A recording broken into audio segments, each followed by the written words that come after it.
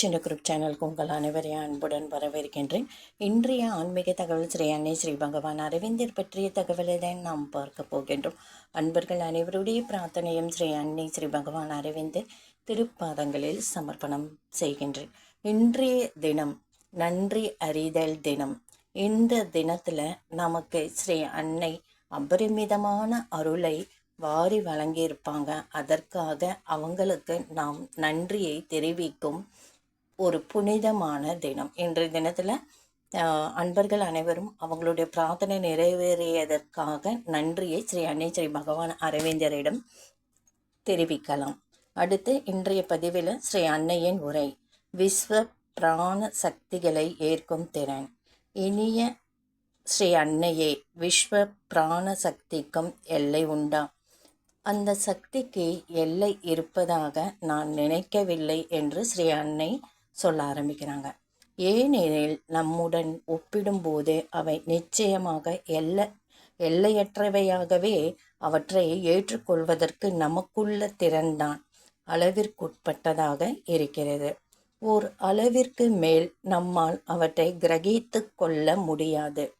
மேலும் நாம் செலவழிக்கும் சக்தியின் அளவிற்கும் நம்முடைய ஏற்கும் திறனுக்கும் வரவு செலவு சரியாக இருக்க வேண்டும்.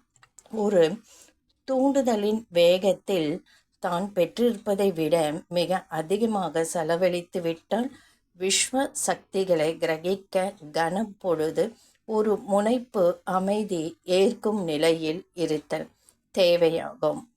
சக்திகளை ஏற்க நீ உன்னை குறிப்பிட்ட நிலையில் வைத்து கொள்ள வேண்டும். அப்படி நீ ஏற்கும் சக்திகள் சில காலத்திற்கு வரும். நீ அவற்றை செலவழித்து விட்டதும் மீண்டும் அவற்றை ஏற்க தொடங்க வேண்டும். இந்த வகையில்தான் இச்சக்திகள் ஓர் வரம்பு உண்டு. ஆகவே அச்சக்திகள் அளவிற்குட்பட்டவை அல்ல. அவற்றை ஏற்பதற்கு உனக்குள்ள திறன்தான் அளவிற்குட்பட்டது. ஏற்கும் திறனை அதிகரிக்க செய்வது எப்படி? முன்னேறுவதன் மூலம். முதலாவது, எப்படி தன்னை திறப்பது என்பதை தெரிந்து கொள்ள வேண்டும். அவதியோடிருந்து தான் பெற்ற சக்திகளை மீண்டும் வெளியே எரிந்து விடாமல் சேமித்து கொள்ள தெரிய வேண்டும். தன்னியலாக்கும் காலத்தையும் அவற்றை செலவிடும் காலத்தையும் எப்படி சமநிலைப்படுத்துவது என்பதை நீ தெரிந்து கொள்ள வேண்டும். இதை ஒரு சீரான பிரமாணத்தில் மாற்றி செய்ய வேண்டும். இதில் உனக்கே உரிய தனிப்பட்ட பிரமாணத்தை நீ கண்டுபிடித்து கொள்ள வேண்டும்.